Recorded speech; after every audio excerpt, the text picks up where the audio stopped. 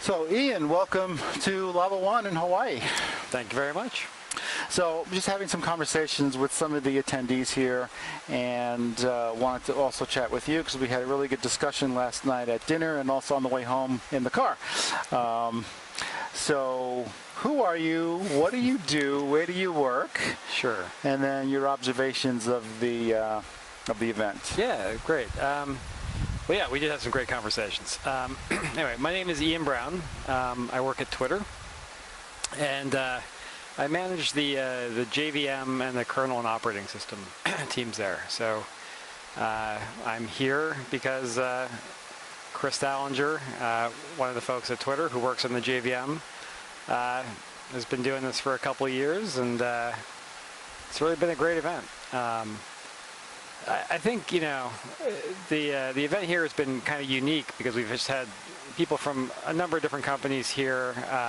And all over the world. And all over the world, yeah. And from different, you know, folks working on the JVM, folks creating JVMs as products, folks who use the JVM to build applications, you know, folks who just are interested in hearing about technology in general in Hawaii and finding out what everybody's doing outside of this local environment as well. So it's a really special conference. It's pretty unique and different from the ones I've attended in the past. How do you feel about the style change from last year to this year? I mean, so the event last year was more structured. It was more traditional, I guess I should say. And here we're doing it in the unconference style. This is my first. Actually, I wasn't at the event last year. Sure. So last year was really great. We had a great group of speakers and some really interesting topics. Again, a really diverse set of speakers. But as you pointed out, it was a pretty traditional format, right? So you single track, but you would see a talk, a slight break, a talk, a slight break, and so on. And there was conversations that followed in between those presentations, but it was still somewhat constrained because the next talk would start 15 minutes later. And it was kind of hard at the end of the day to go back and remember everything that you had sort of seen. So here in the unconference, where it starts with that dialogue first approach, that conversation, and the topic emerges from the interactions from those participants, I think I prefer it because we're covering some broader topics in terms of how we create the sessions, and you know, it's hard to, you don't know going into it what we're going to talk about, right? It's just created. It just sort of materializes from everybody there. Yeah, and so one benefit from that is you get topics that are really of interest to everyone there because the content is, the track is produced by everyone there in real time. In the other format, where we had great speakers, is kind of hit or miss because you're like, oh, you know, great talk about X, but maybe I wasn't interested in Y. Here you're in everything because you want to be in it and it's of interest to you. But in those breakout sessions, I think what was really compelling was that we just would spend, you know, 45 minutes, an hour, just going really deep into a given topic. I just sat through a discussion on pauseless garbage collection implementations, and to watch Gil Teen and Charlie Grazy from Azul and from IBM's J9 respectively go back and forth on what it is that is different about each of their respective collectors was fascinating. And you just wouldn't get that from, let's say, Gil talking about Azul's implementation for 45 minutes, right, and maybe Charlie asking one or two questions at the end.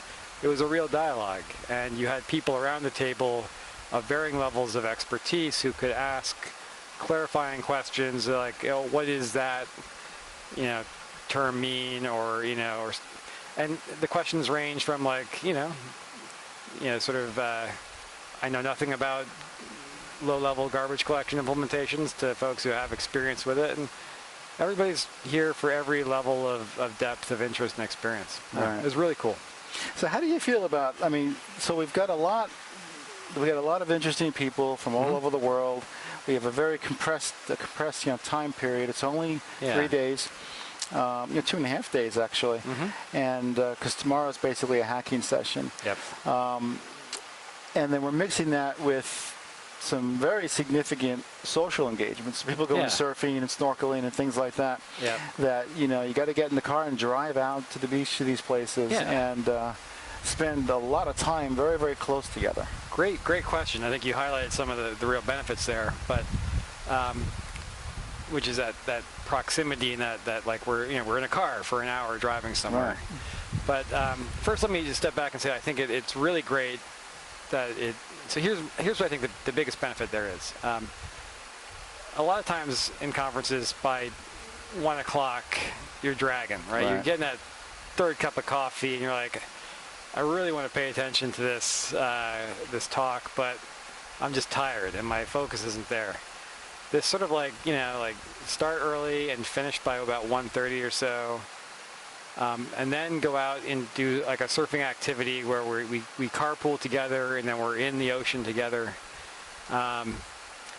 It gives you a really great outlet while your mind is still fresh and active to have that follow-up conversation with, like an individual about something you either talked about or something that, based on who they are or what they do, that you can sort of like follow that path a bit further.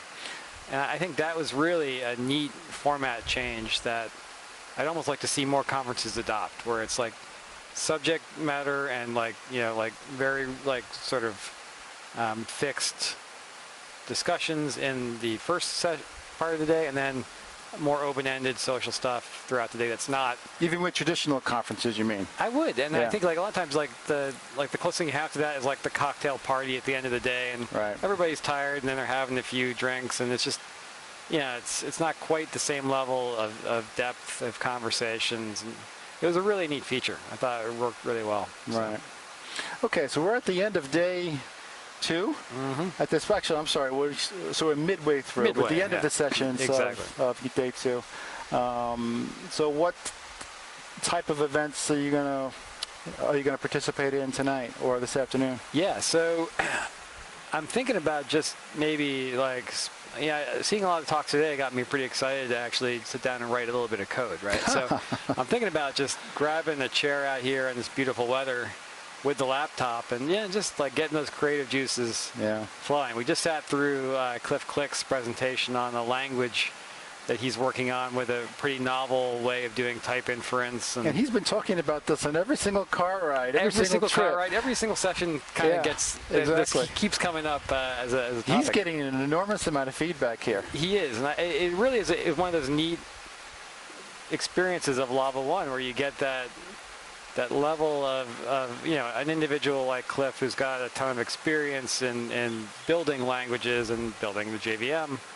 And seeing where he's thinking of languages going these days, and then getting feedback from Gil, from John Sperling, from Charles Nutter. It's just, it's really just, it gets you, charges you up, gets you excited, and really opens your mind to a number of different ways in which language development is going to occur going forward.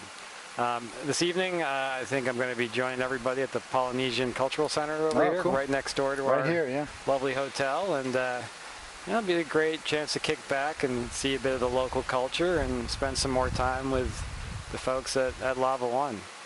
I think that's my plan. Great. So, excellent. Well, thank you very much for this conversation, and hopefully we will see you next year right back here. Absolutely, Jim. It's been great. So really appreciate it. Bye-bye now. All right. Thanks a lot.